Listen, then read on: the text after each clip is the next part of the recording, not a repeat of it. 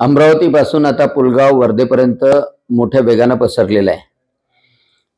कोविडच्या काळामध्ये पुलगावमधल्या एका मुलीला फेसबुक फ्रेंडशिप करण्यात आली आणि त्या मुलानी हिंदू नाव अग्रवाल नाव सांगितलं.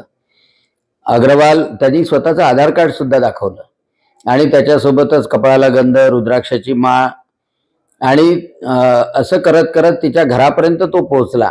घरच्यांचा विश्वास संपादन केला आणि त्याच कोविडच्या काळामध्ये वर्धेतल्या राम मंदिरामध्ये त्यांनी लग्न केलं त्या पोरीसोबत. त्यांच्याकडे राहिला. तिने विचारलं की तुझ्या घरी जाण्यासाठी, तर माझी लहान बहीण आहे आणि त्याच्यामुळे तिचं लग्न होणार नाही म्हणूनच मी इथे राहतो आणि अपडाऊन करतो असं सांगितलं. एवढंच नाही तर खोटे नातेवाईक सुद्धा निर्माण केले. त्या नातेवाईकांची भेट सुद्धा घालून दिली आणि त्यानंतर त्या मुलीला साधारणतः 3 ते 6 महिन्यानंतर आढळलं की हा हिंदू नसून मुस्लिम आहे, कारण नमाज पढतोय. तर तिने इन्क्वायरी केल्यानंतर त्यांनी म्हटलं की बंगाली जादूसाठी आम्ही हे करतोय. आणि मग नंतर 2024च्या दरम्यान तिला फोन येतो की तो दुसरं लग्न करतोय आणि त्याच्यानंतर ती त्याला जाब विचारते.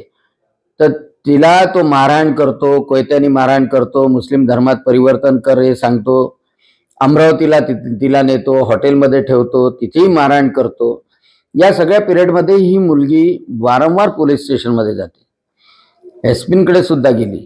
पण या पोलिसांनी जे फॉल्स आयडेंटिफिकेशन त्यांनी केलं होतं आणि फॉल्स आयडेंटिफिकेशन केल्यामुळं फसवणूक झाली आणि त्यामुळे बलात्काराचा गुन्हा नोंदवायला पाहिजे ते न करता 498 सारखं कलम लावलं आणि त्या मुलीलाच दाट दपटशा करण्याचं काम पुलगावच्या ठाणेदार सोनोने आणि सोनपित्रे यांनी केलं.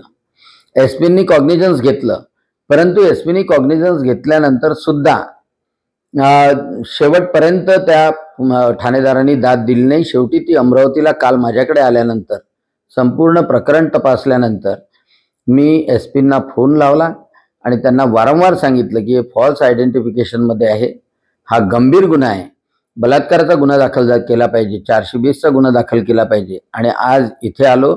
आता एसपीने सांगितलं की तो तपास प्रोबेशनरी IPS कडे सोपवला जाईल. माझी मागणी ही आहे की 420चा गुन्हा, 376चा गुन्हा दाखल केला गेला पाहिजे आणि त्यासोबतच ज्या पोलीस इन्स्पेक्टरनी या मुलीचा रिपोर्ट घेतला नाही, वारंवार तिला टोलवलं, तिला अपमानित केलं, यांना ताबडतोब निलंबित केलं पाहिजे आणि यांची इन्क्वायरी लावली पाहिजे. ही एक मागणी आहे. दुसरं प्रकरण पुलगावला आल्यानंतर समोर आलं की एक जैन समाजाचा व्यक्ती त्याच्या मुलीला 2021 मध्ये फेसबुकची फ्रेंडशिप झाली. जेव्हा त्यांनी तो नंबर चेक केला तेव्हा ट्रू कॉलरवर समीर देशमुख म्हणून आलं आणि समीर देशमुख म्हणून आल्यानंतर तिने त्याच्याशी संबंध ठेवणार नाही असं सांगितलं, परंतु सातत्यानं ती संपर्कात होती. 6 महिन्यानंतर अमरावतीला नेऊन तिचं लग्न लावण्यात आलं आणि लग्न लावण्यात आलं. नंतर तिला घरी आणण्यात आलं आणि पुन्हा ती त्या घरातून गायब झाली. साधारणतः 40 लाखाचे दागिने घेऊन ती गायब झाली.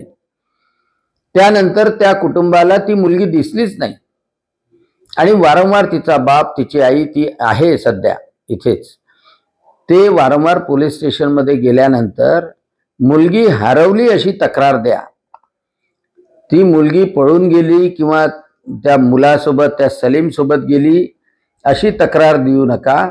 आणि म्हणून त्यांनी तक्रार घेतली नाही. त्यांनी सातत्याने तेव्हाच्या एसपीला होळकरशी सुद्धा भेटले, परंतु त्याच्यावर काही झालं नाही. आज त्या कुटुंबाची चिंता ही आहे की ती मुलगी जिवंत आहे की नाही, त्या मुलीला कुठे राहते. म्हणजे पोलिसाचं कर्तव्य आहे की अल्पवयीन असो किंवा 18 वर्षाच्या वरची असो, जर कोणी पळून गेली असेल तर तिला एक वेळा तरी पोलीस स्टेशनमध्ये आणणे, तिच्या घरापर्यंत आणणे आणि तिच्यावर दबाव नसताना तिचं स्टेटमेंट घेणे.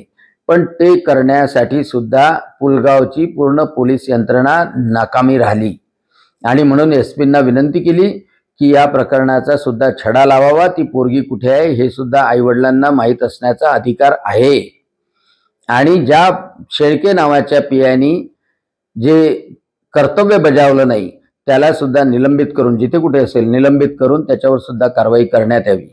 या 2 मागण्या केल्या आहे.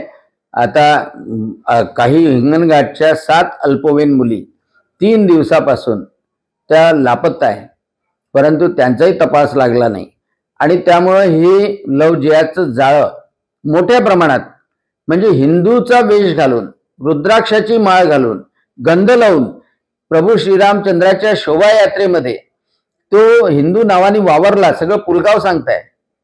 म्हणजे त्या मुलीचं जे आडनाव होतं तेच नाव स्वतः लावून तो वावरला.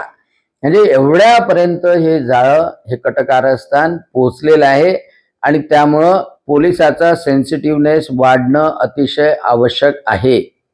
आणि म्हणून मी माननीय गृहमंत्र्यांना सुद्धा विनंती करतो की या प्रकरणामध्ये दखल घेऊन तातडीनं यावर कारवाई करण्यात यावी.